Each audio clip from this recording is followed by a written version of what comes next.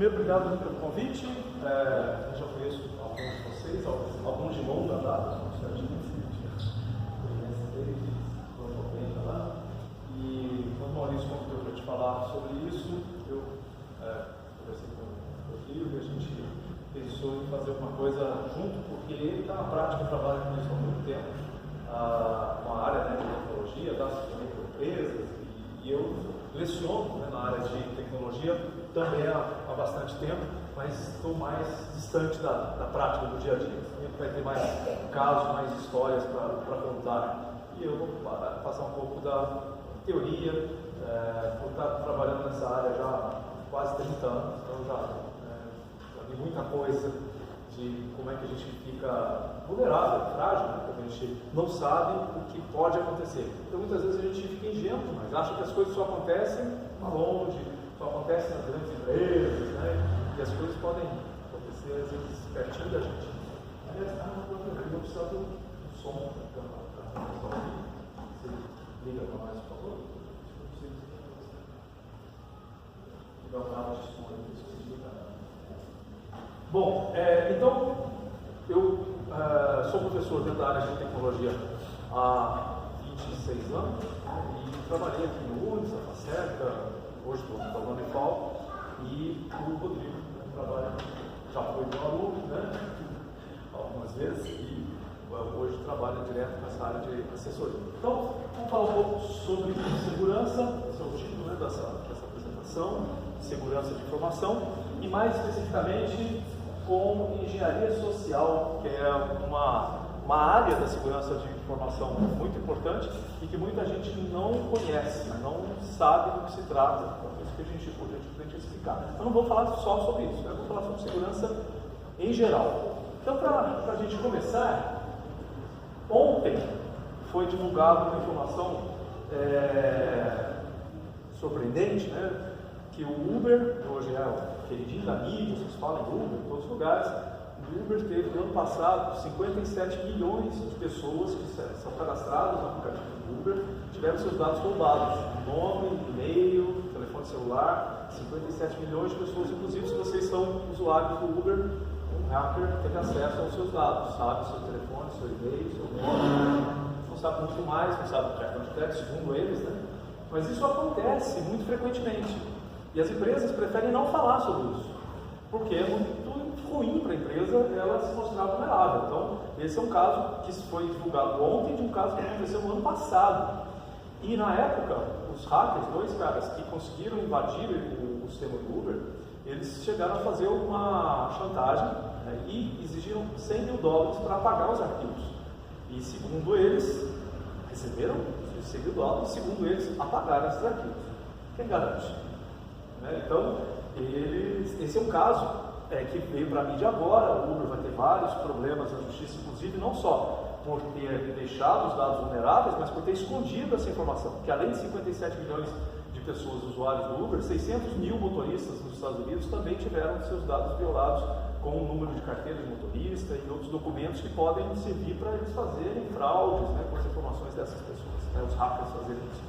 Então, isso é muito comum e a gente não conhece muito porque a imprensa não tem acesso muitas vezes. As empresas elas preferem pagar para ter o silêncio do que divulgar isso na mídia. Foi o caso do Google. Ficou um ano, pagou para os hackers apagarem os arquivos, mas depois de um ano houve uma troca agora na diretoria, né, dos executivos da empresa, e os que entraram foram lá verificar e descobriram isso. Falaram, não, isso não pode ficar assim. Por questão legal, até a gente tem que divulgar e tem que inclusive acionar a polícia para ir atrás desses hackers, né, que invadiram o sistema, porque são bandidos, tem que ser presos, porque da mesma forma que fizeram isso com o Uber, vão fazer isso com outras empresas, e vão continuar roubando dados, né, de outras empresas.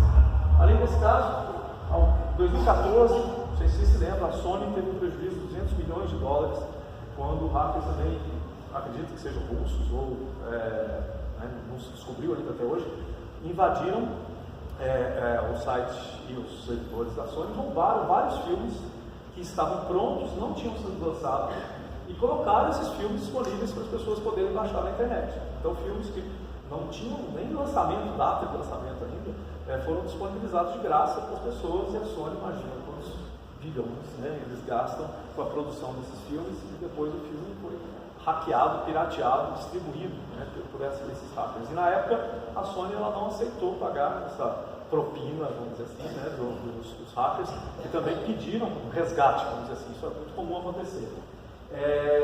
Então o prejuízo dela foi de, estima-se, 200 milhões de dólares, às vezes pode ter sido até mais. Esse é um caso que eu coloquei aqui, que eu fui vítima desse caso. Era a maior loja de CDs que existia na internet, e é um caso bastante antigo para mostrar para vocês que isso não é uma coisa recente, não. Esse caso é de 1999. A internet aqui no Brasil estava nascendo, em 96, 99. Essa empresa, eu era cliente deles, tinha comprado CDs lá, e os hackers invadiram, roubaram os dados, inclusive com o número do meu cartão de crédito. Eu tive que cancelar. Um dia eu recebi, na verdade eu não cancelei, porque eu não sabia de nada disso. Um dia eu recebi na época, telegrama ainda, ou seria talvez um e-mail, né, um WhatsApp, mas na época recebi um telegrama da companhia, da administradora de cartão de crédito, dizendo que meu cartão tinha sido cancelado porque tinha sido exposto a uma fraude. Aí depois disso eu fiquei saber na imprensa que a fraude era um roubo de dados dessa empresa chamada CD Universe. Imaginem, foram 300 mil pessoas afetadas na época que tiveram que substituir seus cartões de crédito. Imagina o custo disso, quanto isso custou para essa empresa, que ela teve que indenizar a Visa, Mastercard, a American Express, né, para substituir todos aqueles cartões. Bom, então isso teve e também, da mesma forma, os hackers pediram dinheiro, paga para a gente que a gente não divulga. A empresa, ela resolveu, achou que era blefe, resolveu pagar para ver, e o que aconteceu é que os hackers divulgaram e colocaram isso no site, na internet, com os nomes, endereços, telefones, números de cartão de crédito de 300 mil pessoas. Possivelmente, né, todas essas pessoas tiveram que ter seus cartões substituídos. Bom, aqui uma estimativa de que o custo do cybercrime ele vai chegar até 2021 a 6 trilhões de dólares por ano. Esse é o prejuízo que as empresas estão tendo e vão ter ainda com o crime realizado por computador. Agora, grande parte desses crimes, né, a gente está falando aqui de grandes empresas lá fora, no caso do Uber, os dados do mundo inteiro, é uma empresa mundial. Cada dia mais você tem empresas, né, com amplitude mundial, então isso vai afetar gente do mundo inteiro e não só nos Estados Unidos ou só num local, né, particular. Mas grande parte desses crimes parecem estar muito distantes da gente. Né? Você fala assim, sei lá, quem que vai querer roubar os dados? Quem que vai querer invadir, né, o computador da padaria aqui em Varginha, né, ou do posto de gasolina? Né? Outro dia tentaram invadir o computador do posto de gasolina de um amigo meu, né? E por quê? Imagine se você, aí foi na época de um vírus chamado ransomware, que ele toma conta do computador e bloqueia o seu acesso ao seu próprio computador. Então imagine qualquer empresa hoje funcionar sem computador. Você chegar lá, ligar o computador e você tem a senha de administrador, você não consegue usar. E ninguém mais na empresa consegue. Quem muitas pessoas conseguem usar são as pessoas que criaram esse software, esse vírus, que instalou no seu computador, e aí eles te pedem um resgate. Aí não são resgate de milhões de dólares, não. Você sabe que são comércios pequenos, e aí eles vão atrás de 10 mil reais, 20 mil reais, 30 mil reais, e o empresário paga. Por quê? Eu não posso perder todos os meus dados, eu não posso perder toda a minha história, todos os meus softwares, as coisas que estão aqui gravadas. E muitos empresários, e a gente sabe disso, não tem backup, não tem cópia de segurança dos seus dados. Por displicência, por falta de tempo, né, por achar que nunca vai acontecer nada, eles acabam não fazendo. E aí o que acontece é que esses hackers, né, esses bandidos, né, eles estão arrancando um pouquinho de dinheiro aqui, aqui e ali, e ficam cada vez mais milionários usando esse tipo de estratégia. O Rodrigo deve saber bem mais, né, casos de... A gente teve vários casos já confirmados. Na minha empresa que a gente presta assessoria, teve uns 7 casos. O diferencial é que a gente faz backup diário, porque não tem como a gente lutar com uma falha. Por exemplo, esse ataque ele usa a falha do Windows. A empresa que tem o Windows licenciado, tudo dentro das normas, foram atacados e teve seus dados sequestrados.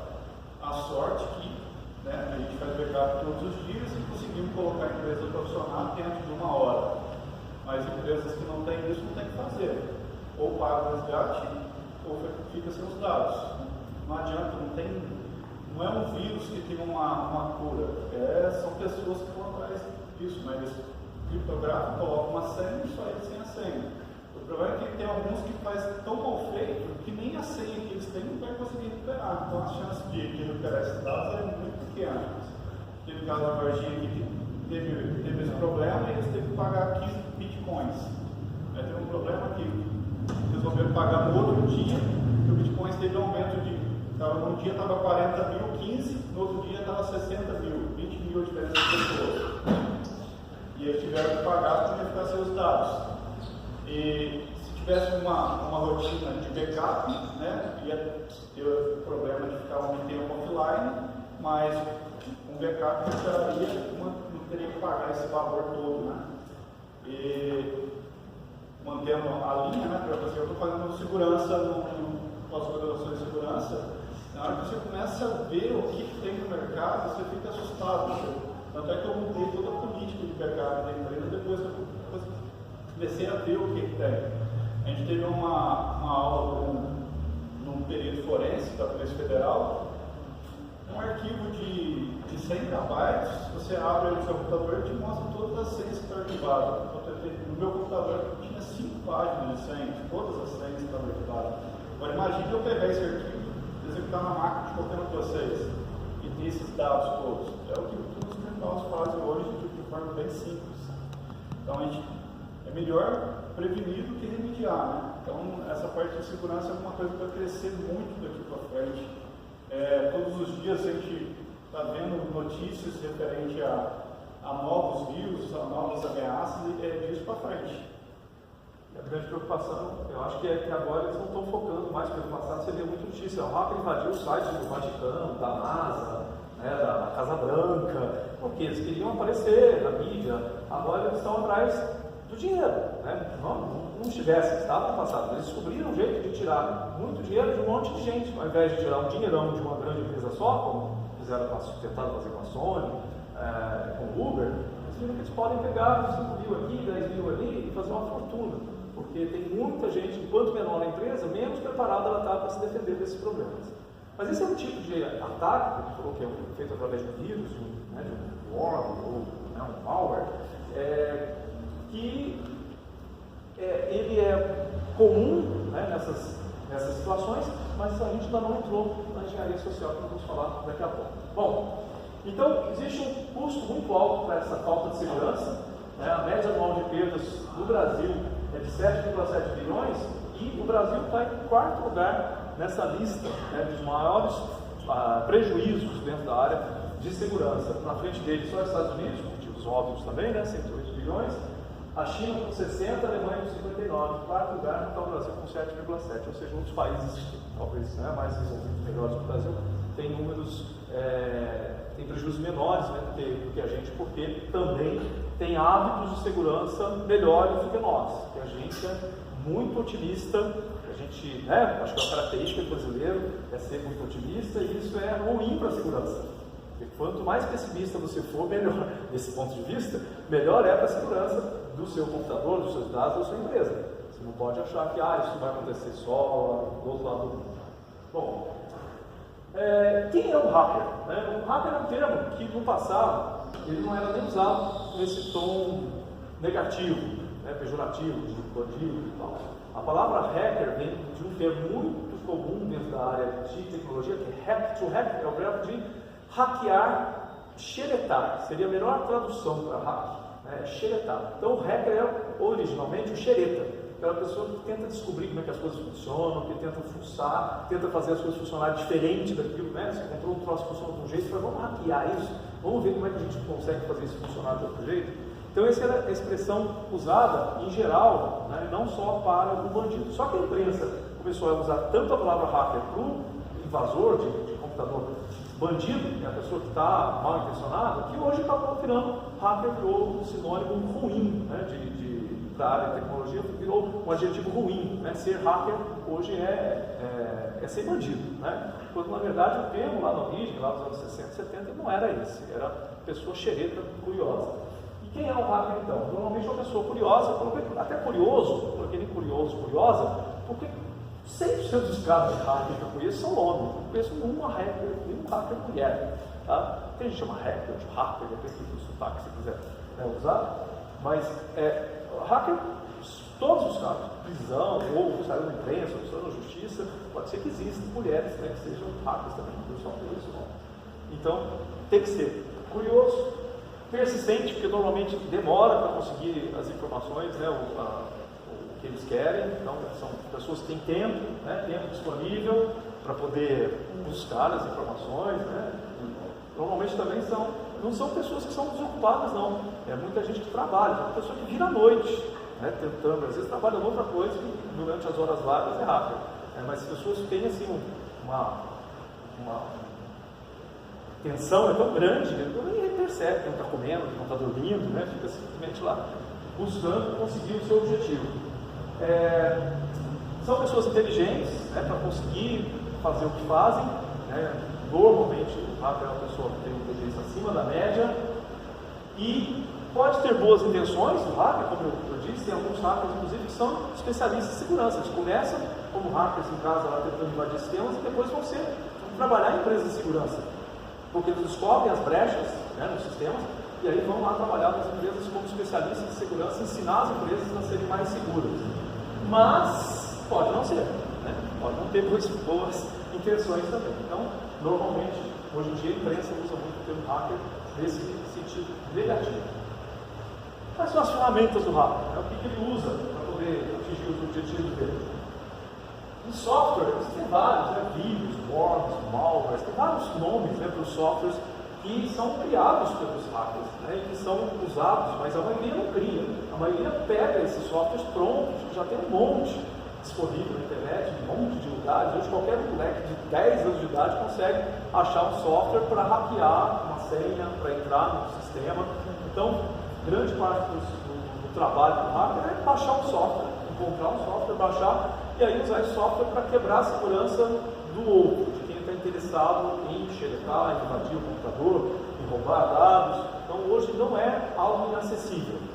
Em alguns casos, os hackers usam também um hardware específico. Então tem alguns hackers, por exemplo, que invadem computadores de outras pessoas para transformar esses computadores em zumbis. Eles ficam lá adormecidos, para uma hora eles dão um determinado comando e aí acordam todos aqueles computadores para trabalhar em função deles. Então, por exemplo, para derrubar um servidor de uma empresa, para atrapalhar o comércio eletrônico ou um portal, para aquilo tirar do ar e tal.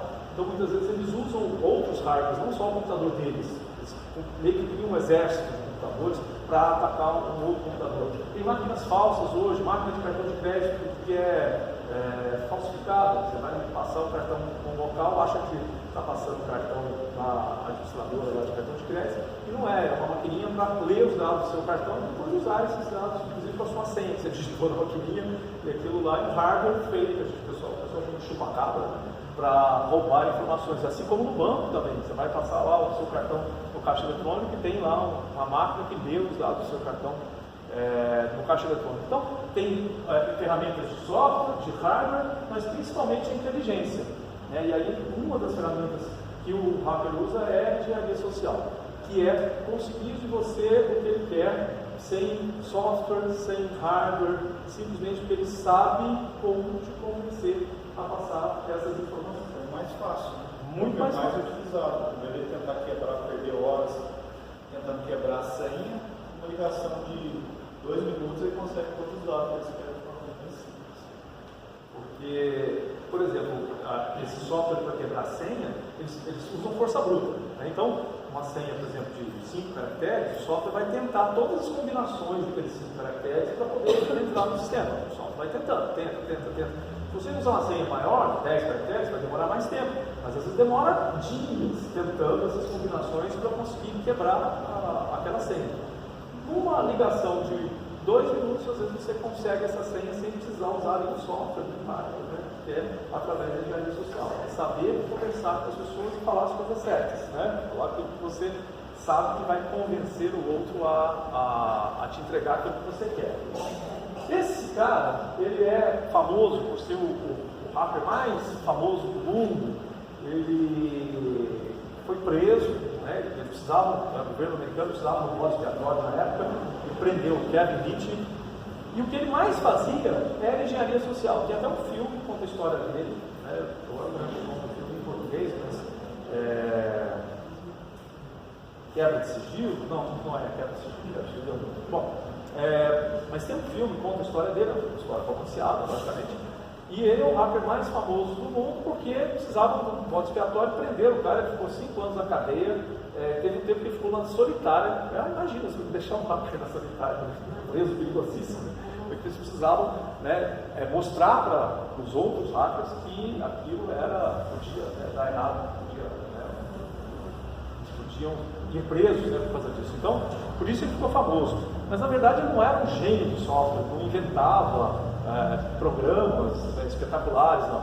Ele conseguia convencer as pessoas a passar as informações que ele precisava e que ele queria.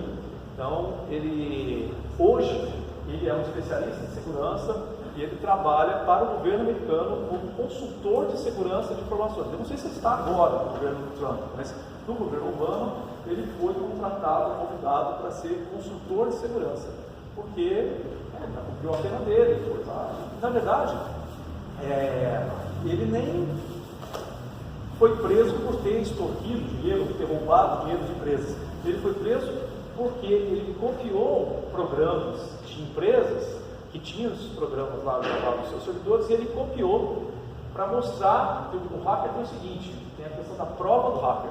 Se ele não puder contar para ninguém, muitas vezes não tem graça, né? O hacker que quer dinheiro, não, ele quer dinheiro e só, acabou. Mas tem um hacker que ele quer mostrar que ele é capaz de invadir o sistema, e se ele não puder contar e mostrar para os outros que ele invadiu, não tem graça a brincadeira.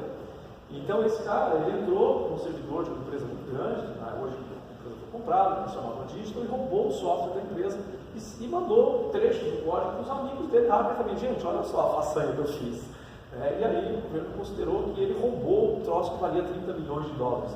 E aí, a defesa dele disse que ele não roubou, porque na verdade ele fez uma cópia, ele não apagou o original que estava lá. Ele fez uma cópia daquele software, para o computador dele para ter a prova do hacker. Mas aí isso foi bastante polêmico, teve passeata para decretar Free Kevin Mitnick na época lá, dos nerds, dos hackers lá tentando injetar ele. Mas a história dele foi bastante interessante porque levantou essa questão para muita gente. Isso foi nos anos 90, e muita gente que nunca tinha ouvido falar sobre hacker, sobre segurança da informação, passou a conhecer a partir desse momento. E aí começou a se preocupar um pouco mais, inclusive com a questão da engenharia social. Não só medo de um software, mas medo do que as pessoas podem fazer com as informações. Bom, então, falando um pouco mais sobre engenharia social, só pode comigo, por favor. Já estava assim?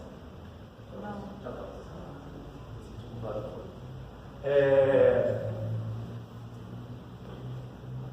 O que os engenheiros sociais descobrem?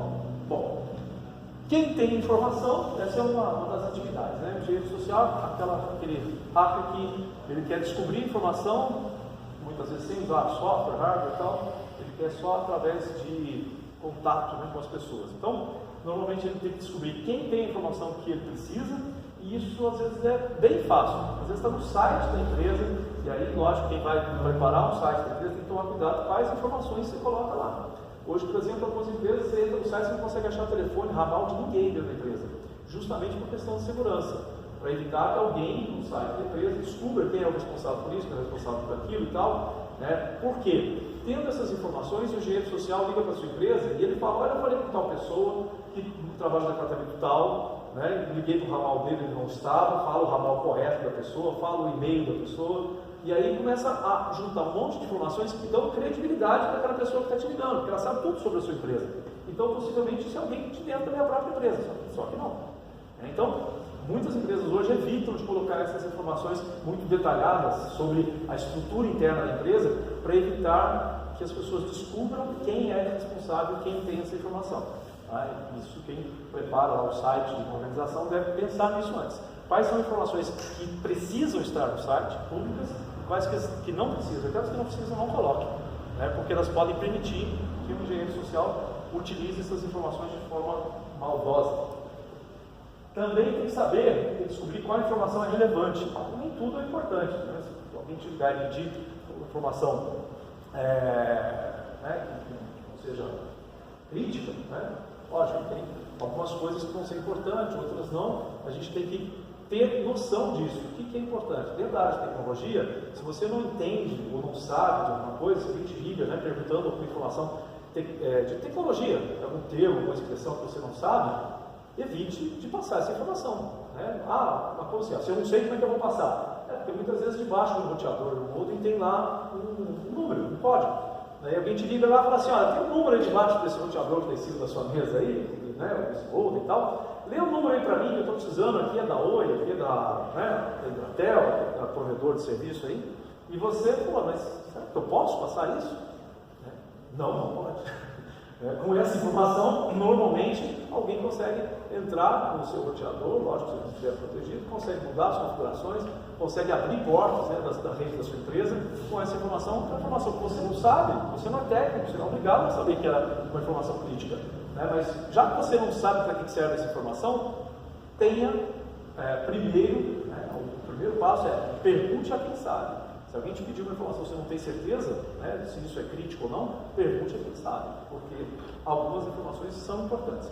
Né? Outras, a gente perguntar qual o software que você usa, também são coisas importantes, às vezes, porque alguém pode ter já que versão do Windows que você usa no computador, qual a versão do software, então, são coisas importantes, porque às vezes você fala assim, o que custa falar isso? Porque às vezes a pessoa precisa exatamente dessa informação para saber qual é a estratégia de hacker que ele vai utilizar para entrar no seu sistema. Então, quem tem informação, qual informação é relevante, como obter a informação, e aí posso conseguir. A engenharia social não é só alguém te ligar, né? Alguém pode te mandar um e-mail, um WhatsApp, um SMS, pode ir pessoalmente, e acontece, o Kevin que ele ia nas empresas, porque ele tinha essa habilidade de convencer as pessoas, cara a cara, ele ia na cara dura, vestia lá a roupa de técnico do não sei o que, lavador de vidro e tal, chegava lá e começava a olhar a senha das pessoas, ficava atrás do computador, o sujeito olhando na hora da pessoa digitar a senha. Né? Essa é uma técnica de entrar lá, convencer as pessoas de que eu devia estar lá mesmo, né? E aí fazer uso da minha esperteza, né? Da minha capacidade de observação e aprender sobre o sistema.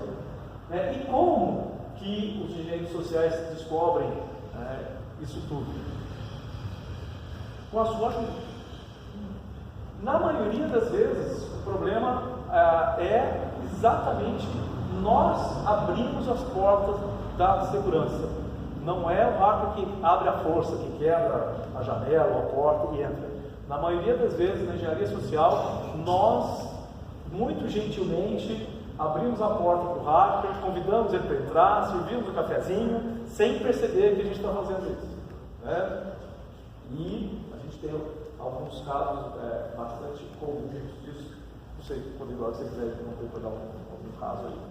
Mas eu já trabalhei em empresas que aconteceu isso e já vi alguns casos, bastante casos, semelhantes a isso que a gente vai falar. Na própria empresa lá, a gente sempre recebe ligação de pessoas pedindo para alterar a senha do e-mail. A gente deu a política de pedir essa alteração ou pelo e-mail, né, a pessoa manda um e-mail, ou até mesmo pelo Facebook, que a gente pede suporte pelo Facebook, conversa com o Maurício pelo Facebook, para ficar registrado que teve aquele pedido, porque são mais de 500 clientes, imagina, sem saber, né, não tem como. Então a gente sempre tenta pedir todas essas informações críticas por e-mail para ficar registrado. Lógico que quando mandar o e-mail tem que ser da empresa. Mandar o e-mail do Hotmail, por exemplo, não tem nada vinculado, a gente não passa a informação, porque hoje em dia está normal esse tipo de solicitação. Como é muito fácil, né, e é barato, porque quanto custa fazer isso? Fazer uma ligação ou mandar um e-mail para alguém, né, pedindo alguma coisa, é barato. Então, o que eles fazem os hackers fazem para atacado.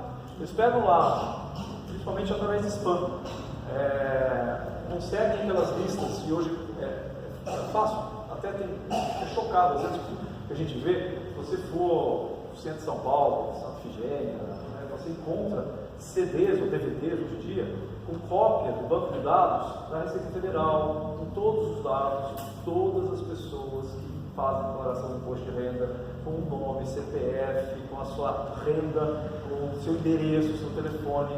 Né? Isso, falei da Receita Federal, você consegue isso da Oi, consegue da TIM, da Claro, da Vivo, né? Estou falando das principais empresas. Por quê? porque esses dados já foram hackeados, muitas vezes por funcionários das empresas, que em algum momento tiveram acesso a esses dados, copiaram, colocaram isso num DVD, num CD, e aí, lógico, para reproduzir isso, e isso é vendido pelo Mercado Livre, você souber. Nenhuma. Gente, a privacidade já acabou faz tempo. Ela já foi, certeza dele está nessa lista. Aí, mais recentemente, se criaram protocolos de segurança. As empresas, depois que elas descobriram, é a história, né? Depois da porteira arrombada, aí elas colocaram vários protocolos de segurança hoje para evitar que o funcionário tenha sozinho acesso a todos os dados, evitar que ele possa fazer cópia desses dados. Isso é coisa recente, coisa de 5 anos, 6 anos para cá. Quando esses dados foram roubados no ano passado, as empresas nem sabiam disso. Elas começaram a descobrir quando alguém chegou lá na Santa Efigênia, viu um DVD lá da Oi, lá da Santa Efigênia, e mandou um e-mail para a Oi e falou: como assim? Tem um cadastro à venda com os meus dados no DVD no meio da rua, na calçada lá em São Paulo. Aí é que as empresas foram descobrir que os funcionários tinham roubado esses dados e tinham vendido esses dados. Né? E aí hoje, depois cai na mão de um, passa para outro, passa para outro. E aí o que acontece?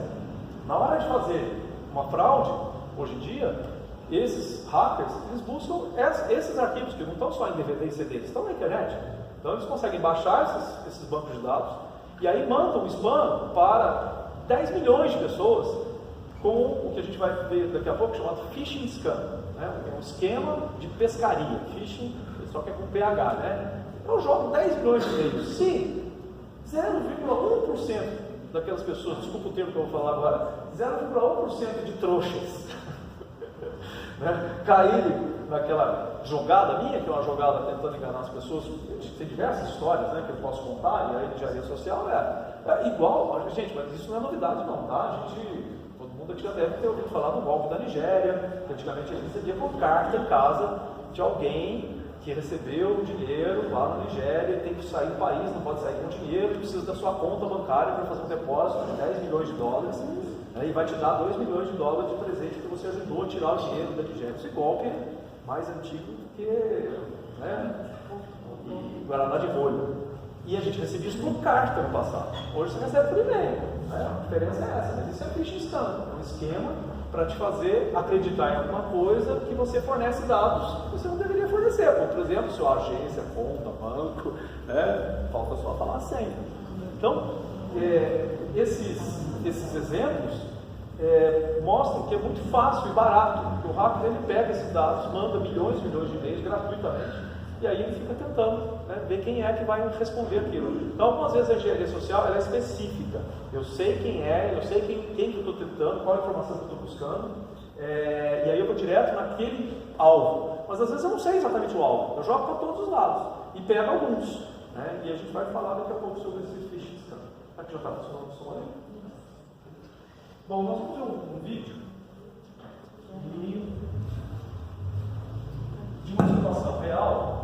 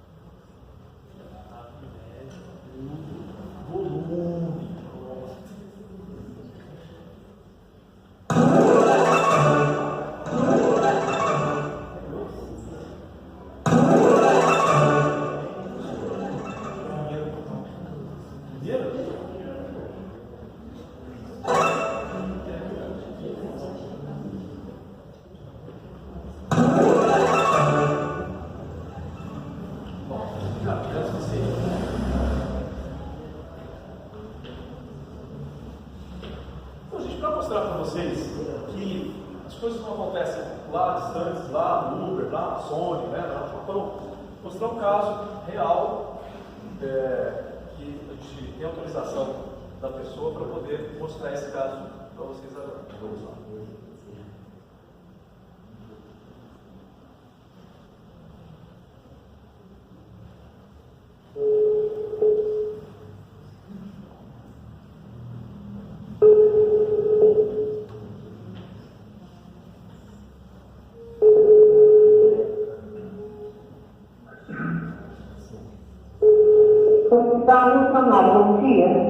Bom dia, gostaria de falar do ramal 28, por favor. 28? 26.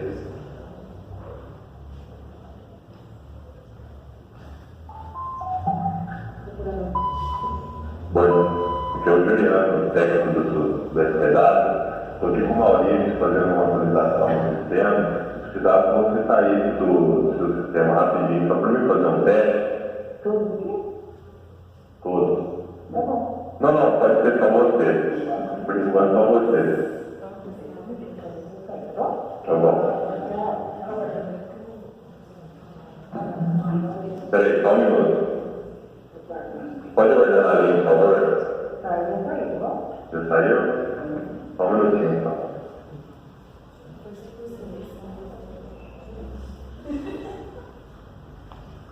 Aí tá certo, continuo. Você podia passar seu disco da máquina, por favor? Vê? Isso. 127. Você consegue passar seu usuário para frente para eu fazer um teste em cima? Oi? Certo.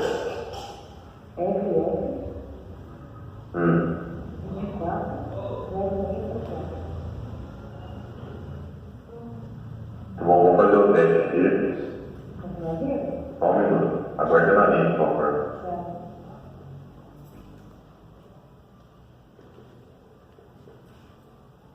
Pronto. Certinho, Patrícia. Muito obrigado. Bom dia. Oi, gente.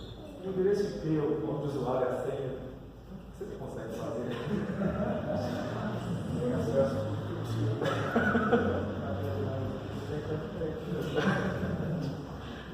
Tem a chave da porta, tem tudo. A porta está escancarada. Então, quem garante, e quem estava falando é Juliano, quem garante que esse número que ligou era, né, do suporte, da TI, né, do hospital. Como garantir? Toca o telefone, alguém fala, aqui é tal pessoa, você faz isso para mim? Um risco enorme, né? Porque, né, essas informações são críticas, extremamente críticas, né? Principalmente o usuário e senha. É o número de da máquina, nem tanto, mas o usuário e senha do sistema. E não é só um problema de fraude contra a empresa, mas você, por passar o seu nome de usuário e senha, pode ser responsabilizado por coisas que aconteçam enquanto usavam o seu usuário e senha. Não te autoria vai pegar tudo que você fez. Vai falar, você foi lá e apagou alguma coisa. Então, no dia tal, a tal hora, você apagou esse arquivo. Por quê? Aí você vai ter que provar que não foi você. Então, é mais difícil fazer, que é o que o usuário segue. Eu falava, não fui eu. Eu falava, como? Então, o seu usuário e sua senha? Como alguém sabia, né, o seu usuário e senha, se eles são secretos, né, individuais, né, com acesso para aquilo. Então, isso é um risco, não só para a empresa, é um risco enorme para a empresa, lógico, que alguém que tem esse acesso ao sistema tem acesso a fazer coisas, né, ainda mais no ramo de saúde, que são informações críticas, informações mais críticas ainda do que informação financeira de uma empresa tradicional. No ramo de saúde você tem informações extremamente críticas que não deveriam ser reveladas, até porque são protegidas por lei, né? Não podem ser informações divulgadas. Então, usar da desconfiança mineira, quase todo mundo aqui deve ser mineiro, né? Nós já temos no nosso DNA, na nossa genética, a desconfiança, né? Afinal de contas, quem aqui não ouviu falar que mineiro é desconfiado? Então, usem essa desconfiança na hora do seu trabalho para não cair num golpe como esse. Esse não era um golpe, era uma simulação para mostrar. Muitas empresas fazem isso. Muitas empresas testam, né? Teve até um caso que eu estava pesquisando para preparar essa apresentação, que coincidentemente é do frigorífico lá do JBS, lá que está envolvido lá no sistema, mas eles fizeram um teste de phishing scam, mandando um e-mail para todos os funcionários, pedindo para eles baixarem um arquivo anexo lá, que não tinha nada a ver com o trabalho deles, e 78% das pessoas baixaram o arquivo e instalaram o software nos computadores deles na empresa. que era um arquivo que não era um malware, né? Mas era um arquivo executável que podia ser um malware, que podia ser um vírus ou desses que abrem a porta dos fundos, né, dos computadores. E eles ficaram apavorados, porque todas as pessoas quando entram na empresa recebem treinamento, tem uma cartilha de segurança, né, no contrato de trabalho delas está dizendo que elas podem fazer, né, em matéria de segurança, mas mesmo assim, isso aqui que a gente está fazendo agora é extremamente importante, é lembrar as pessoas, né, dos riscos que elas correm, e isso aqui, né, iniciativa, parabenizo a iniciativa da tecnologia de informação no hospital, e é lembrar as pessoas, porque a gente sabe o que não deve fazer, mas a gente acaba esquecendo. Se ninguém lembra, ninguém fala na sua cabeça, olha, abre os olhos, cuidado, seja desconfiado, fique com a pulga atrás da orelha, né, quando alguém te pedir uma informação. E aí, bom, e é isso, por isso que a gente está fazendo isso aqui agora. A segurança da informação das empresas começa orientando os colaboradores. A porta de entrada da maioria dos incidentes de segurança das empresas são usuários. Entendo a importância de educar, tem várias matérias sobre isso, né, em vários locais. E a gente tem que aprender um pouco mais sobre risco, sobre tecnologia, antes de abrir as portas, né, de permitir que as pessoas entrem lá. Aqui só para mostrar o impacto dos principais incidentes de segurança, porque alguém que descobre essas informações, o que essas pessoas buscam, até para poder depois pedir um resgate ou, né, entrar e chantagear a empresa.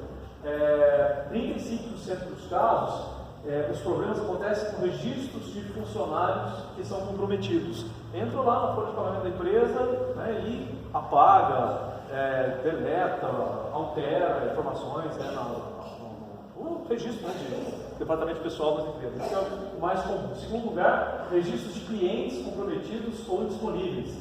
Esses softwares, principalmente o ransomware lá, ele trava o sistema e você não consegue ter acesso mais a nada, né? O caso do ransomware é um vírus, né? Mas alguém que seja um hacker, que tenha a senha do sistema, ele consegue entrar no sistema, por exemplo, e mudar a senha, né? Você conseguir a senha do administrador, ele consegue mudar a senha dos usuários, ele consegue travar e alterar o conteúdo, né, dos sistemas, dos bancos de dados, perda ou dano a registros internos, registros de tudo na empresa, né? Perder isso pode ter um prejuízo muito grande.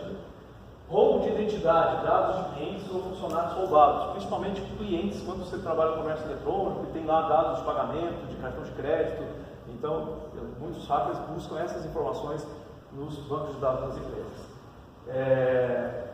E aqui, quais são as origens principais desses incidentes para mostrar para vocês?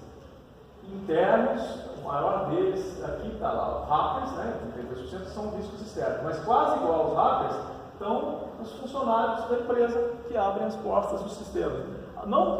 Esse aqui não necessariamente são funcionários que são hackers, ou que têm má intenção, que querem, né, roubar alguma coisa, mas eles são um ponto fraco.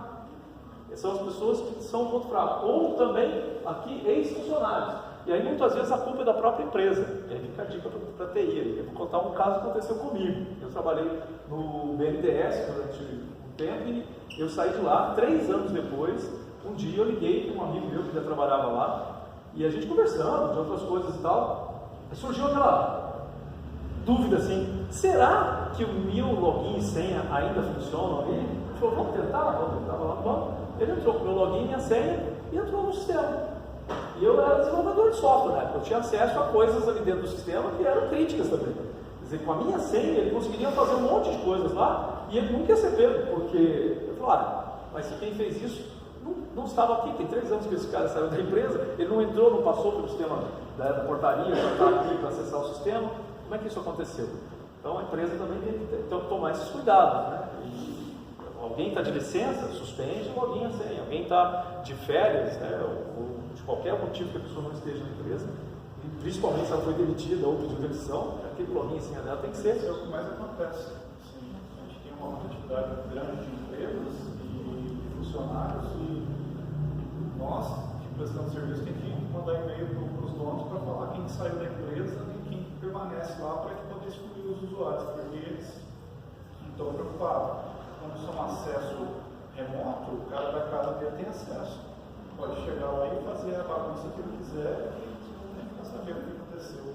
E aí, principalmente por ser um ex-funcionário, muitas vezes não muito feliz com esse patrão, né, ele tem acesso e tem má intenção. E aí pode realmente causar um grande prejuízo. Inclusive abrir isso para outras pessoas, vender essas informações para outras pessoas, inclusive para o próximo emprego dele. Você imagina, você está numa empresa, você sai, vai para outra, e da outra empresa você consegue acessar os dados dos computadores da empresa anterior. O seu novo patrão vai ficar muito feliz se você for concorrente, né? Se você está no mesmo ramo de uma empresa concorrente, o seu novo patrão vai ficar muito feliz se você fornecer dados para ele que você pegou do concorrente dele. Né? E aí, logicamente, as empresas têm que tomar esse cuidado para proteger. Aqui, terceirizados, por exemplo, provedores de serviços, consultores, contratados atuais, 6%, ex-provedores, fornecedores, parceiros, intermediários, né, vai diminuindo. E aqui os externos também tem o roubo de informações feito pela concorrência, o crime organizado e tal, mas vejam bem, os dois principais motivos estão lá: 32% dos hackers, 28% dos funcionários. Ou seja, a gente tem que ter tanto medo dos hackers invadirem os sistemas da empresa, mas tem que ter medo dos funcionários não saberem como lidar com a tecnologia, né? Porque está mostrado ali que eles são um ponto muito fraco. Bom, bem rápido, vou falar um pouco da história. O primeiro vírus de computador é de 1971. Então, antes do primeiro computador pessoal existir, ele era aqueles computadores mainframes enormes lá, que tinham criado um vírus de computador chamado Creeper. As invasões, uma das mais famosas, existiram outras antes, mas invasões de hackers, uma das mais famosas foi do Max Headroom, em 87, que foi famoso porque ele invadiu uma transmissora de televisão e ele mudou a programação da emissora, duas emissoras, na verdade, no mesmo dia. Ele invadiu e mudou toda a programação da televisão a partir do computador dele, de Chicago, lá ficou bastante famosa essa história. E a engenharia social? Não existe desde que o mundo é mundo. Então, eu disse para vocês, do jeito que tem os golpes, né, de computador hoje em dia, os golpes já existiam. Você já recebeu um corrente lá, né, cartinha do correio, fazendo uma corrente, você paga, né, R$10 para não sei quem, e aí você vai receber R$500 daqui a não sei quanto tempo. Quanta gente já não caiu nesse golpe? A engenharia social é o golpe do cartão premiado, do bilhete premiado da loteria, que a gente pega na rua lá, pô, premiado, né? Vamos lá, vou te dar um tanto para você sacar esse bilhete premiado lá para mim. Esses golpes, eles existem o tempo todo. O que a gente está hoje é que a gente está muito tempo nas redes sociais, muito tempo no WhatsApp, no celular, né, com a gente o tempo todo, e a gente usando SMS. Então a gente está muito mais recebendo informações o tempo todo, e às vezes a gente esquece de filtrar, esquece de prestar atenção no que a gente está fazendo, porque a gente está muito vulnerável com esse mar de informações, essa quantidade, e a criatividade do crime é muito grande. Cada dia eles inventam uma forma diferente de te pegar, de te surpreender com a engenharia social. Mas não acho que a engenharia social foi uma invenção da informática, do computador, não, tá, gente? A gente cai em golpe o tempo todo e a gente... o golpe, né, do própria ligação, o pessoal de presídio faz, sequestrei teu filho, tua filha, né? Todo mundo já conhece alguma história, alguém que já caiu, alguém que quase caiu numa situação dessa. Então a gente tem que sempre, logicamente, estar informado sobre os golpes para evitar que a gente caia em mais um deles. Os vírus, também já tem alguns vírus, né, que são malwares, são worms, tem vários nomes diferentes, mas vírus é uma coisa que quase todo mundo conhece, e todo mundo já teve algum problema com o vírus do seu computador que foi infectado lá por algum motivo, né? O Rodrigo, por exemplo, também que trabalha nessa área, deve ficar até feliz quando surge um vírus novo aí. Tem que chamar para lá. Não posso. Pois é, porque dá muito trabalho. Mas o vírus é uma coisa que surge assim, centenas todos os dias. Hoje, os antivírus são muito mais eficientes. No passado demorava muito tempo para o antivírus ser atualizado. Hoje, com a atualização online, até porque no passado, antes da internet, você tinha lá um antivírus, saiu uma nova versão, mas você tinha que ir lá buscar um CD, uma nova versão, né, para poder baixar, instalar aquilo. Então muitas vezes você pegava o vírus antes de atualizar o software, você pegava o disquete de alguém para criar um programa, um jogo, né, um programa muito comum. Então era bem mais frequente a gente ter infecção de vírus. Hoje é menos frequente porque a maioria das pessoas tem, né, um antivírus lá no seu computador, mas os vírus existem aqueles que destroem dados, que apagam os dados do seu computador, e aqueles que bloqueiam o seu computador também, né, o ransomware é mais ou menos isso, abrem portas para hackers, né, os que exploram, né, as vulnerabilidades do do computador, você instalou um programa, ele abre as portas, aí o hacker consegue entrar no computador e fazer o que ele quiser. E como é que a gente consegue evitar os vírus? Primeira recomendação, tem um antivírus atualizado. Muita gente pergunta às vezes, né, qual é o melhor antivírus? É o mais atual que você tiver, porque os que a gente conhece hoje, todo mundo conhece aí Kaspersky ou Kaspersky, não sei como é que ou eu uso o AVG, Avast, né? Mas o principal, o pessoal compra o antivírus, atualiza, mas esquece do sistema operacional. Se não atualizar o sistema operacional, não adianta nada você ter um antivírus atualizado. É melhor você ter um sistema operacional atualizado do que ter um antivírus, porque a maioria das falhas ele ataca a própria falha que o Windows tem. Se você não atualiza, está vulnerável. Isso é teste que eu pego todos os dias. Eu tenho 17 anos de empresas e a maioria dos problemas que tem é porque o pessoal usa Windows pirata e tem medo de atualizar, porque senão vai perder a licença. E não é verdade. Se você perder a licença, você vai lá e instala de novo o crackzinho lá e libera. É mais fácil ficar sempre atualizado do que ter um super antivírus, pagar caro no antivírus. Principalmente empresa, que acontece muito. A empresa, eu quero comprar antivírus, aí vai lá, compra antivírus, mas não tem o software atualizado, não tem a licença do Windows, né? Aí acontece, o próprio pessoal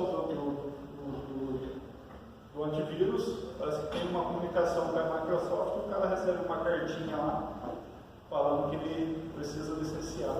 Isso acontece demais. Então, qual é a recomendação?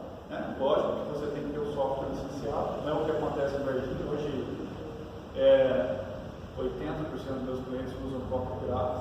Tanto é que no contrato eu falo que eu faço, eu não sou responsável por isso, mas é a realidade do nosso país.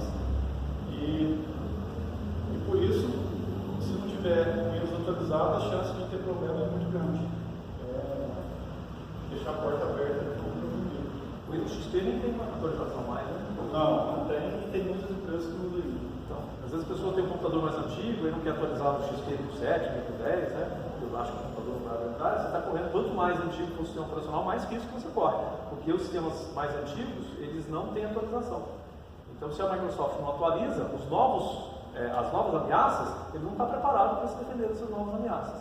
Então, cuidado com isso, até isso é importante. Né? Pensar na atualização dos computadores, do software, né? Do sistema operacional e do antivírus também. E escolher a qualquer um, desde que seja atualizado, mas tem que ter pelo menos um antivírus. Né? Desconfie sempre dos arquivos e links que você recebe por e-mail, Messenger, WhatsApp e até SMS, porque tem golpes que a gente recebe, né, por SMS, até isso, né, hoje em dia.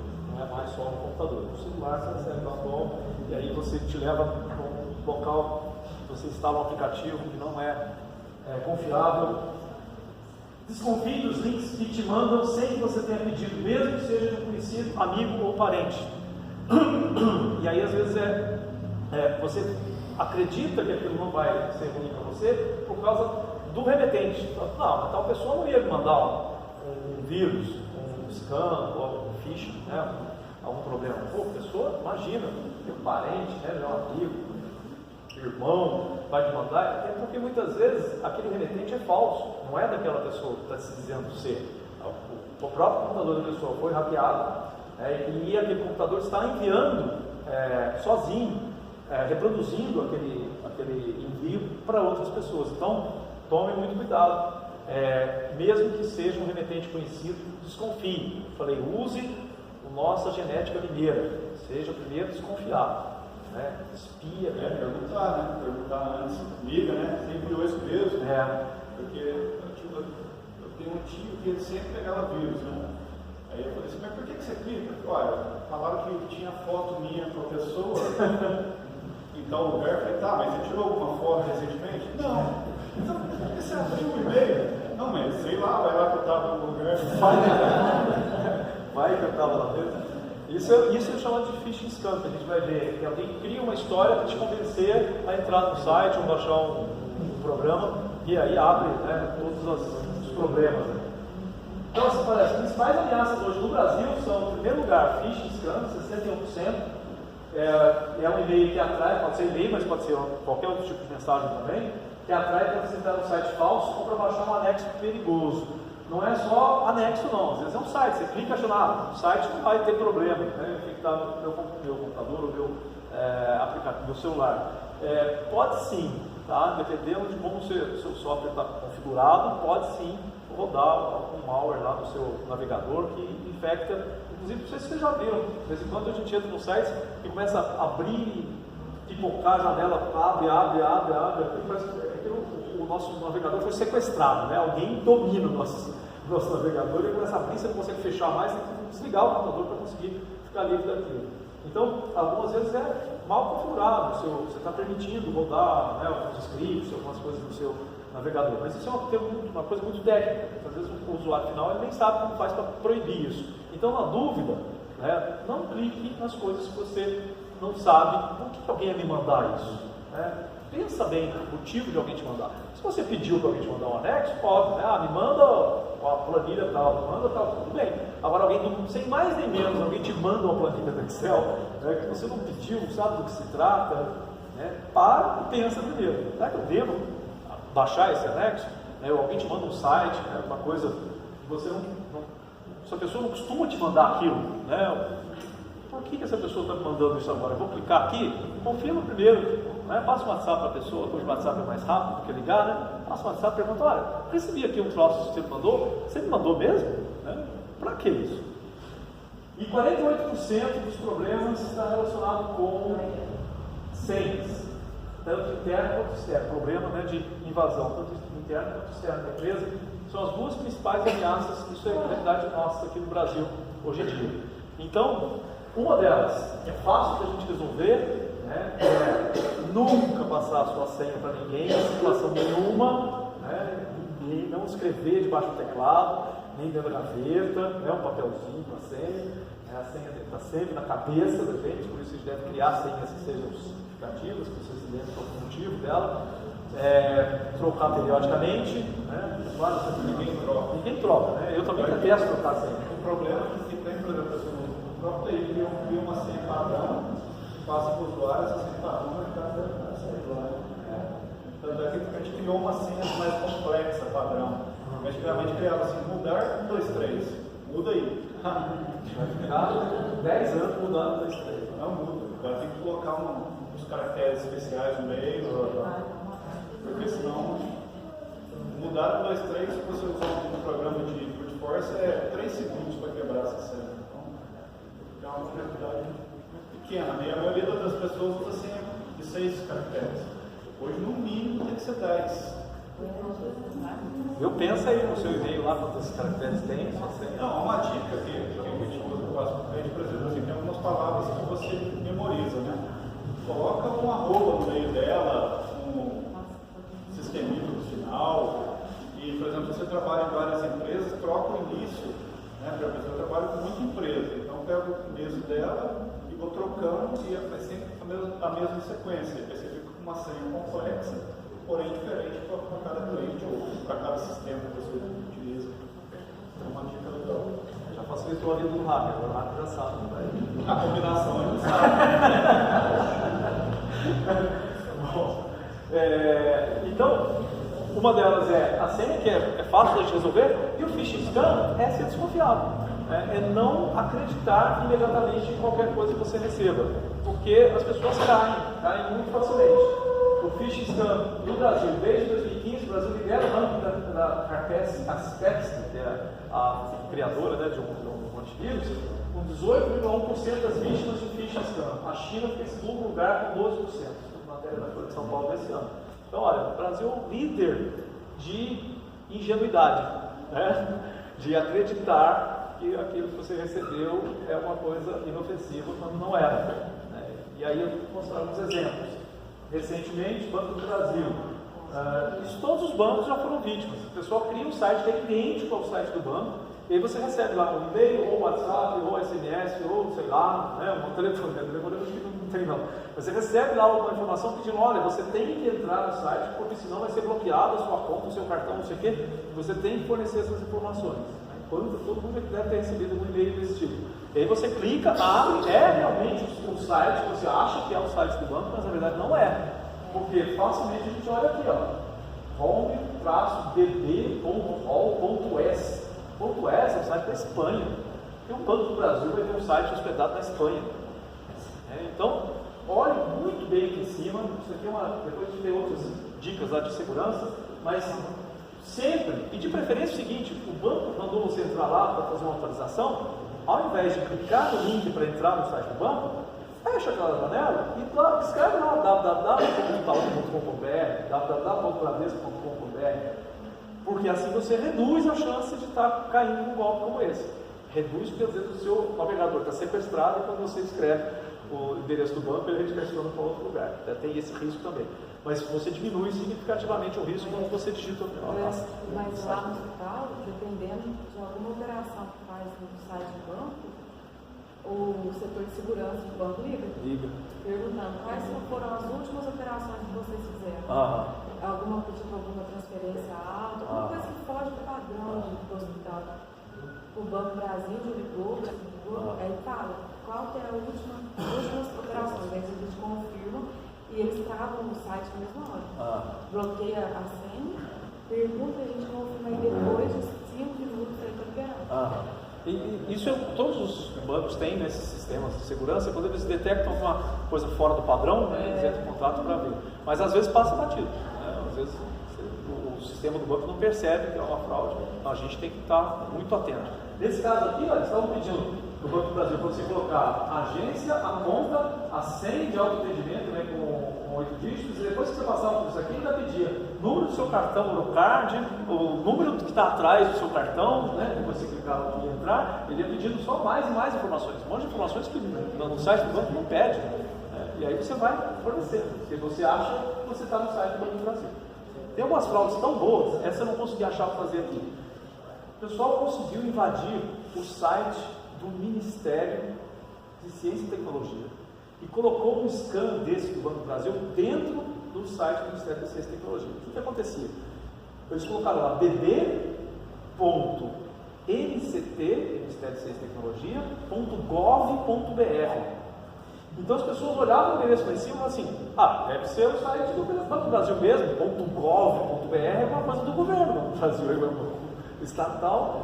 E com isso eles conseguiram convencer um monte de gente a fornecer informações. Foi um golpe já uns 5 anos atrás, mais ou menos. Então, os hackers conseguiram colocar o site falso dentro do servidor do Ministério da Ciência e Tecnologia. Então, são muito criativos. Como eu disse lá atrás, é gente inteligente. A gente tem que tomar muito cuidado, porque o hacker não é burro. Ele sabe enganar a gente e a gente tem que tomar muito cuidado. Outro exemplo de phishing scam, que foi agora 1 ou 2 semanas atrás. Eu recebi um monte de gente mandando pelo Facebook, pelo WhatsApp, a Gol está dando viagem de graça. Olha lá.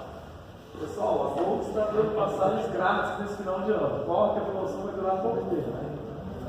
Aqui, na hora que eu vi isso, primeiro, 2 motivos que eu não acreditar e não ter clicado, e já na hora ter respondido para as pessoas que me mandaram, falei, é fraude.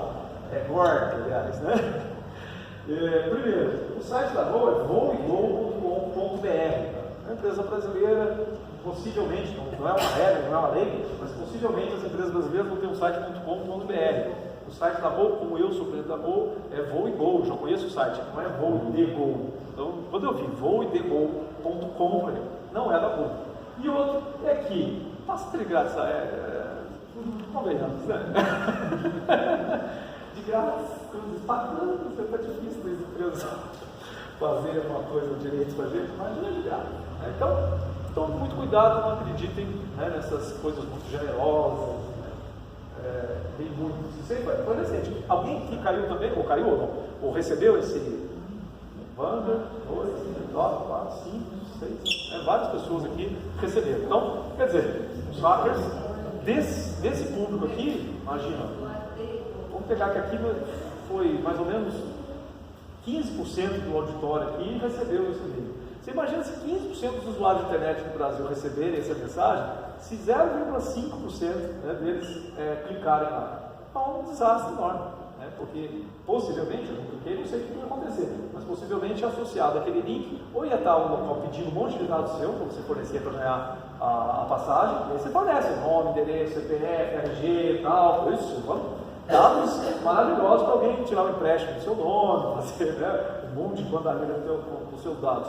Ou então, possivelmente você clicaria ali e ele vai te levar para um site que instala um malware, né, um vírus, alguma coisa no seu computador, que abre as portas do computador para que o hacker entre. Então, aí está um exemplo de phishing.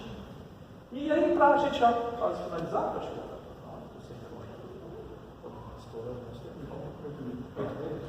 combinar. 10 dicas, né, para você não cair no phishing.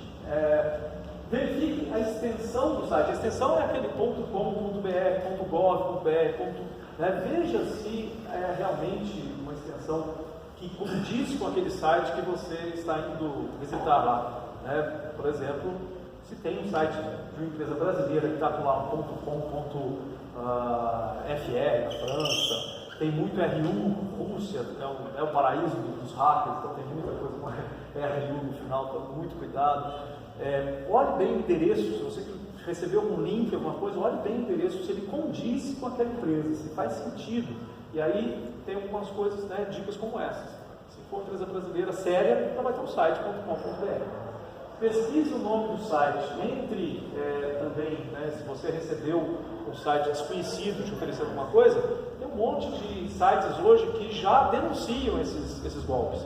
Eu não lembro, você lembra de algum? É só digitar no Google. Promoção, nome é confiável, ele vai cair direto ou no Reclame Aqui ou alguém reclamando alguma coisa. Mostrando se alguém já caiu naquilo lá. Procure um autor ou a sua popularidade. Às vezes você recebe, né, um site que tem uma empresa por trás, né, e a empresa é confiável. Agora você recebe alguma coisa de uma empresa que você nunca ouviu falar, ou de alguém, um autor de um texto, alguma coisa que você não sabe quem é. Então procure referências, né, alguém que endosse aquilo lá. Se tem alguém, um nome de uma empresa séria por trás, ela não usaria o nome dela, né, num golpe, a não ser que seja falsificado. Você tem que ter o endereço lá. Verifique se o site faz parte de um portal. Hoje tem muitos portais, Terra, UOL, às vezes você recebe lá um link para um site dentro de um portal, a chance de ter alguma coisa errada num portal como esse é menor. Os portais têm um sistema de segurança grande e tem um nome a zelar, e não deixar um golpe desses, né, dentro de um grande portal, como o UOL, o G1, esses grandes sites da internet. Procure por erros no site. A maioria dos golpes de phishing tem erro grave de ortografia, gramática, acentuação. Se você viu lá um site, né, o Banco do Brasil, com erro de português no site, pode até acontecer no Banco do Brasil ter, mas aquilo foi revisado tantas vezes por tanta gente que não vai ter. E se tiver, alguém vai apontar e eles vão corrigir rapidamente. Então, normalmente, os phishing scams são sites muito mal feitos, de gente que não sabe escrever. O cara é inteligente para hackear, mas ele não é inteligente para escrever o português, não. Tá? E aí você achou alguma coisa, ou então você acha assim, as cores estão meio estranhas, não parece ser a cor original, a logomarca está meio estranha, porque também os hackers não são designers, né? Eles não vão fazer coisa bonitinha, coloridinha, igual, né, os sites das grandes empresas. É bem parecido, mas algumas vezes você percebe algumas diferenças, mas não está aparecendo, né, aquele site da empresa que eu costumo visitar. Então verifique se tem erros ou uma discrepância lá. Não seja curioso, eu sei que isso é difícil, né? Mas a curiosidade matou o gato, né? Como se diz no ditado popular, e a curiosidade causa muito prejuízo para a gente, pessoalmente, e para as empresas também, quando a gente faz isso dentro dos sistemas, né, dos computadores das empresas.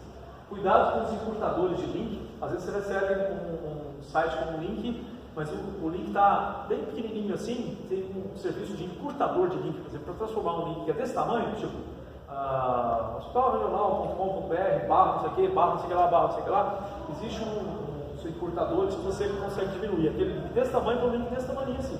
Só que aí nesse link de encurtador você não sabe para onde exatamente ele está te levando. Se você recebeu um link, alguém te fala, do Hospital Regional, e na verdade tem um link desse tamanho, né, encurtado assim, desconfie, porque pode exatamente, ele usou esse encurtador para mascarar e para você não saber para onde que ele vai te levar quando você clicar naquilo lá. Tá? Então cuidado com esses encurtadores. Procure uma conexão segura. Toda vez que você entrar num site sério, que peça senha, principalmente informações financeiras e tal, no seu próprio e-mail, vocês vão perceber isso no Gmail, Yahoo, Hotmail, qualquer um deles. Lá em cima na barra, né, de endereço vai estar HTTPS. esse S é que está rodando dentro de um ambiente teoricamente seguro, mais seguro, porque ele é criptografado, a conexão entre o seu computador e o servidor está sendo criptografado, então existe menos risco.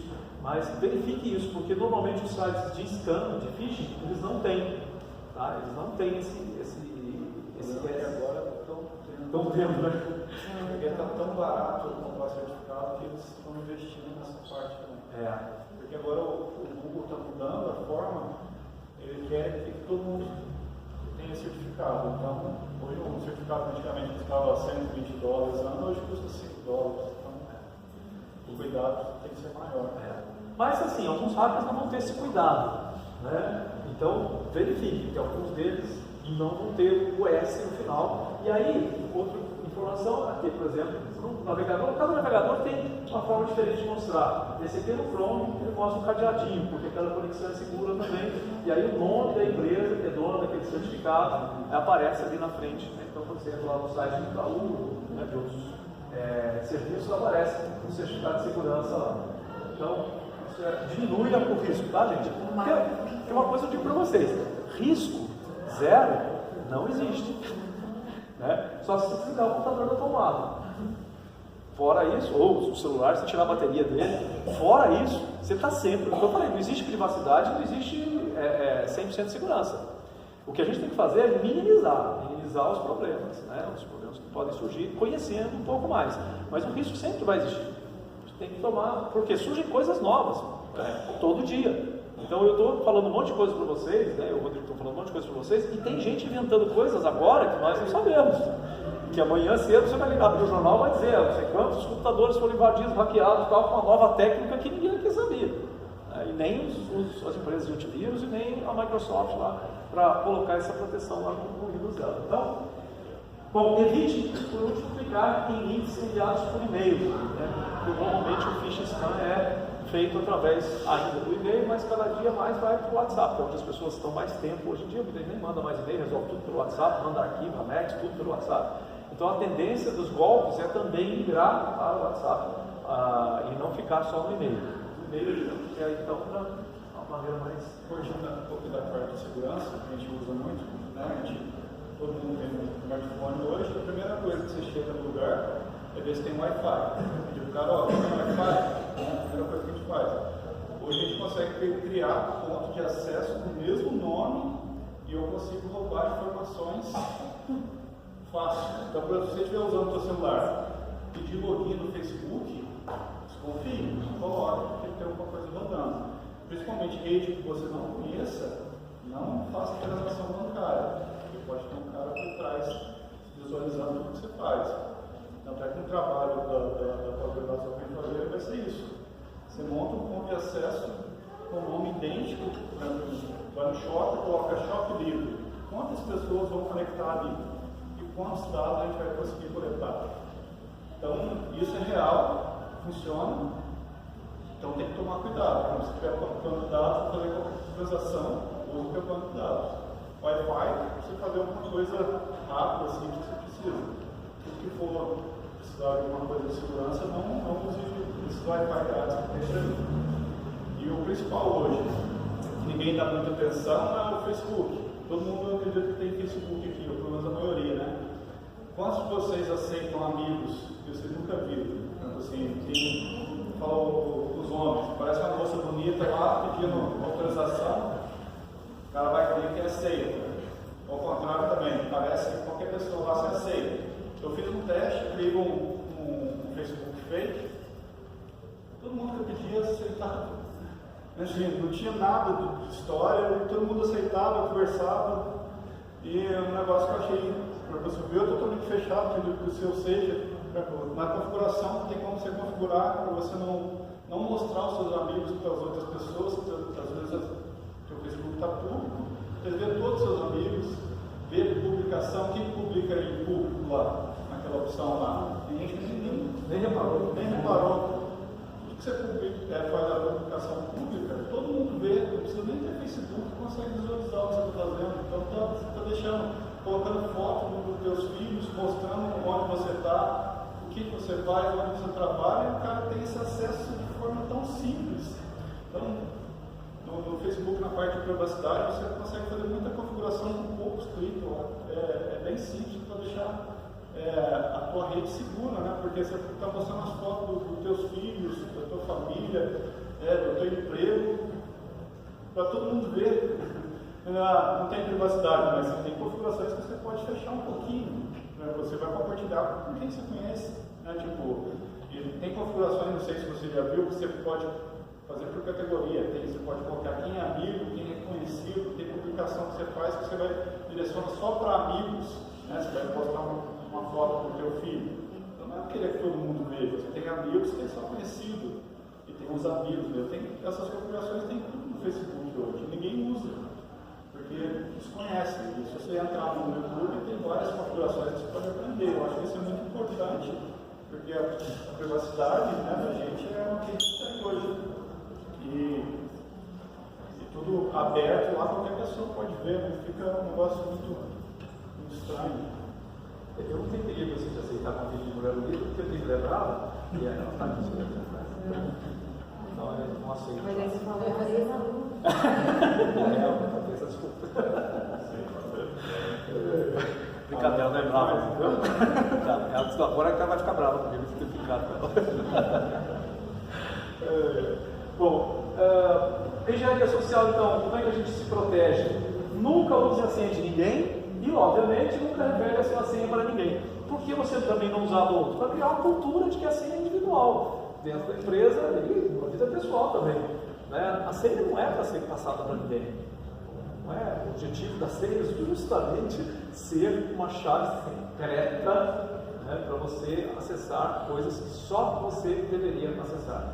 Então, da mesma forma como você não deve passar a sua senha, também não use a senha de ninguém. Senão você acaba criando uma cultura, de prestar minha senha, poxa, né? Faça a sua aí também, eu uso agora, depois você, né, se você precisar usar a minha também. Cria uma cultura de segredo sobre a senha. Desconfie das ligações telefônicas e dos e-mails, né, que você receber. Vocês viram, o telefonema foi bastante claro aqui, né? Fácil da gente conseguir, e às vezes a gente nem pensa, né, nessa possibilidade, nesse risco. Verifique sempre a origem ligando de volta. Né? Se alguém te ligou de algum lugar, igual a amiga minha fez um negócio, olha que interessante. Interessante sim, né? Eu não ia fazer isso.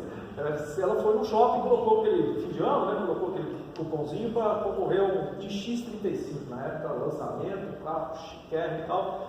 Daqui a tantos dias ligam para ela e falam, Lucide, Faria Lopes, tal, você ganhou um X35 aqui do shopping e tal. Ela falou, eu realmente coloquei um cupom lá. Mas a chance de eu ganhar, ela pensou assim como a gente pensa, né? Lá ninguém ganha, né? Aquilo lá é um golpe lá, né?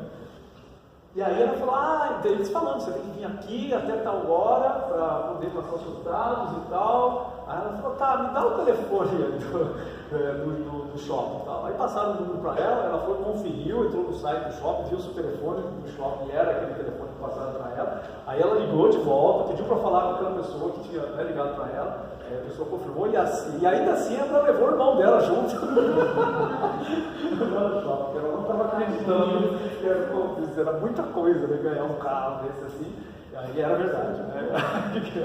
Mas ela não aceitou de cara, né? Eu cheguei de cara, se você ganhou o X35, falou, olha, onde é que eu tenho que ir? Onde é que eu assino? Tem que falar, né? Para poder pistar o carro. Né? Empolgação numa situação dessa. Mas desconfie das ligações e verifique sempre a origem do ganho de volta. Ou e-mail, né? Manda um e-mail para a pessoa de volta. Olha, o que é isso que você me mandou? Antes de clicar em qualquer link ou qualquer anexo, pergunta primeiro, por que você mandou isso? Para que serve? O que você espera que eu faça? Não anote a senha em nenhum lugar, né? Carteira, debaixo do teclado, é muito comum, dentro da gaveta, primeira gaveta, então você faça uma mãozinha debaixo da gaveta e está lá o papel. Não deixe o computador logado ao se ausentar, porque às vezes você sai, o computador fica lá logado com a sua senha, o seu login. Alguém senta lá, né? Pode alguém fazer uma maldade ou uma tragédia. Não digite a senha na frente dos outros, porque, como diz o Kevin Mitchell, ficava em cima do ombro do sujeito lá da empresa para ver a senha, né? Para os seus lugares. Cuidado com os favores aos colegas, né? Quer lugar aí para mim? Hoje eu não vou chegar atrasado, faz esse tal com a minha senha aí, entra aí na minha senha, faz tal coisa, porque eu só vou chegar depois das 10 e isso tem que ser feito agora, urgente. Aí você passa o telefone, a senha do colega, e você já começa a virar aquela bagunça. Então, cuidado com os favores e mantenha-se informado sobre as ameaças, porque todo dia surgem novas. Procure ler um pouquinho sobre, né, acompanhar um pouco sobre o que está acontecendo e qualquer dúvida, consulte a TI, né? Consulta a área de tecnologia que vai abrir os teus olhos, o amigo, que também os colegas chamam consultoria aqui, pede para o Maurício consultoria para nós, para resolver os problemas lá. E aí, para fechar de vez, depois o Rodrigo vai querer falar alguma coisa, a sabedoria popular, a gente tem que ouvi-la, né? E muitas vezes a gente cai em golpes, em engenharia social, porque alguém promete alguma coisa e a gente fica entusiasmado, né, e acaba caindo de bobo, né, phishing scam, como um golpe como esse. E a sabedoria diz o seguinte: quando esmola demais, o que acontece? O santo desconfia, né? Então, cuidado, se alguém está te oferecendo alguma coisa muito legal, sem nada em troca, tem alguma coisa estranha. Então desconfia. Às vezes você recebe lá uma ideia, olha, passagem de graça, passagem de avião de graça, tem, vai dar. Tem, como é que se paga isso? Não tem jeito, pode fazer até um sorteio para alguma pessoa, no meio de 1 milhão de pessoas ganhar, mas passagem para todo mundo que clicar ali vai ganhar uma passagem, não vai ganhar. Né? Cuidado com essas ofertas, essas promessas de que vai ser um negócio muito legal, você vai ter acesso a um troço muito espetacular, uma vantagem. E quando eles moram demais, o santo desconfia. Então a gente tem que desconfiar, porque estão oferecendo muita coisa. Só para fechar, a gente criou um grupo de pesquisa hoje na Unifal, chamado de Políticas Públicas para Cidades Mais Inteligentes. E a gente fez, todo mundo está acostumado com esse termo, cidades inteligentes, é um termo que está se tornando muito popular, e esse grupo de pesquisa a gente está lá com alunos do mestrado, da graduação, fazendo uma série de pesquisas relacionadas às principais coisas que tornam uma cidade mais inteligente. E as 3 principais coisas hoje em dia que são críticas nas cidades para que elas sejam mais inteligentes são saúde, educação e segurança. Educação. Mobilidade urbana, né, o trânsito e a mobilidade urbana, e a segurança pública. Então, são as 3 principais áreas, né, de interesse lá. E eu estou comunicando isso com vocês porque vocês trabalham, né, no ramo de saúde, e a gente tem muitas necessidades que surgem todos os dias de resolver os problemas dessas 3 áreas, e gostaríamos de contar com a colaboração, com sugestões, com ideias, com necessidades que vocês apresentem. A Unifal está de portas abertas, esse grupo de pesquisa, o chefe do grupo sou eu, através de mim vocês podem, né, ter acesso ao grupo e a gente conversar. Se vocês tiverem ideias de pesquisa, sugestões, alguma coisa que aflige você lá dentro da área de saúde, ou outras áreas também, segurança, mobilidade urbana, procure a gente lá. A universidade ela sempre está buscando abrir as portas para trazer as pessoas para dentro da universidade, para a gente tentar resolver os problemas da sociedade. O que muitas vezes acontece é que as pessoas não sabem que porta bater. Elas sabem, tem uma universidade aqui, mas o que eles podem fazer por mim? Né? Que porta eu posso bater para conversar com as pessoas lá de dentro? Então a gente, eu principalmente, né, eu acredito muito que a universidade só faz sentido quando ela entrega valor para a sociedade. Dentro da área de saúde a gente tem muita coisa para resolver, e a Unifal, que é aqui em Varginha, o campus está focado em políticas públicas, em gestão pública, a gente tem muito o que contribuir dentro da área de saúde também. Certo? Rodrigo, quer?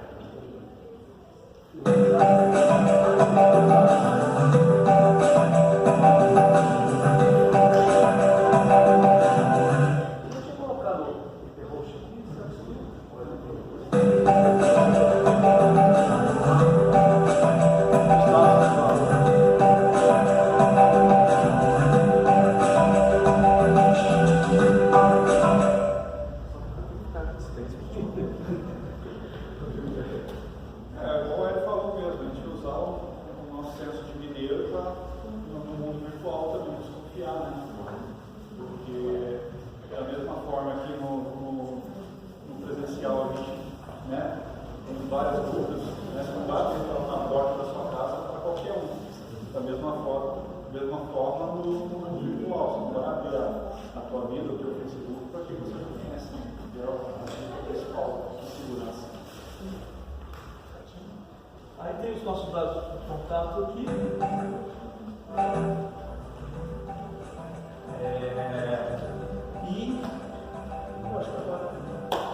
agradeço a atenção. Se tiverem dúvidas, estamos às ordens.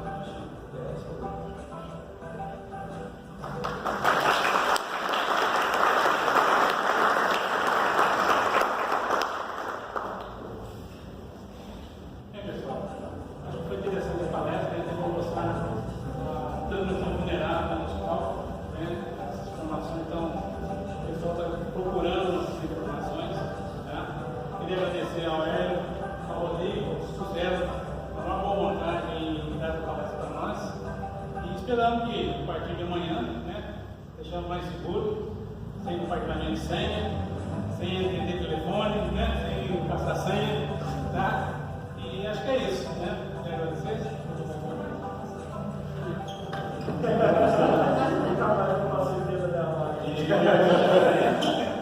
Bom, a primeira coisa que eu vou trocar a senha, meu e-mail lá. Qual que é a senha do meu e-mail? Você criou lá, a diretoria administrativa, a senha e tal. Mas são coisas que a gente tem que fazer mesmo, Para agradecer aqui ao professor Rodrigo pela contribuição com a gente de enriquecer e também nos colocar alerta diante desses desafios, Assim como nós vimos um caso de alguém que atendeu o telefone lá e acabou sendo induzida a passar um tanto de informação, nós sabemos que o hospital é extremamente vulnerável. Nesse aspecto, no aspecto físico mesmo, do contato com as pessoas, às vezes nem é por telefone, às vezes as pessoas vão lá, Outro dia nós tivemos problema lá, gente, a SUS, lá no raio-x, gente querendo entrar por lá, e o hospital tem toda uma complexidade também das portas, que nós temos várias portas de entrada, estamos começando um trabalho agora lá da gente tentar também restringir esses acessos com as pessoas, até porque as pessoas estão lá dentro também e acabam ficando muito vulneráveis, Tanto para as pessoas que querem entrar e às vezes também para quem quer sair, Às vezes as pessoas querem fugir do hospital também, Então acho que aconteceu lá. Eu pela madoninha lá no segundo posto, quando veio ela já estava no senhor, já estava indo em casa há um tempo, É um hospital, então assim, que a gente tem que ter esse cuidado. Acho que assim, quem está trabalhando mais na área de segurança, tanto nessa área da segurança da engenharia social quanto da segurança mesmo física, a gente precisa realmente avançar muito. Então acho que é importante essa reflexão, palestra, e também agradecer a presença do pessoal aí que dispôs do seu horário para estar aqui. Eu acho que é isso que constrói uma empresa, acho que é isso que constrói um ambiente de trabalho realmente em que as pessoas são mais antenadas, são mais qualificadas e procuram dar o melhor de si para que a gente possa realmente corresponder com as expectativas, Uma instituição de saúde que precisa realmente se qualificar cada dia mais. Então, obrigado a todos pela presença, obrigado pessoal, Maurício pela iniciativa. No primeiro momento que ele esteve na minha sala, não poder levar a proposta, nós já abraçamos também, assim, porque entendemos que realmente é importante. Tudo que a gente puder buscar de qualificação é importante para que a gente possa também estar mais preparado para poder prestar serviço para as pessoas. Obrigado. Tem alguma pergunta? É só uma observação. Uma vez a questão de senhas, as pessoas são preguiçosas no mundo, Então gostam de colocar palavras, coisas fáceis, porque é tudo bastante perder a senha, esquecer, e realmente isso acontece. Então uma vez eu fiz uma pesquisa, você tem, mas antes de aposentar, há alguns anos, eu perguntei para as pessoas, qual era a sua senha anterior, antes de você mudar. Então, depois que eu peguei a senha, eu fiquei preocupado, porque as pessoas costumam colocar data de nascimento. Então, Rogério, qual é a sua senha? Não falo para ninguém. De repente a senha dele é Rogério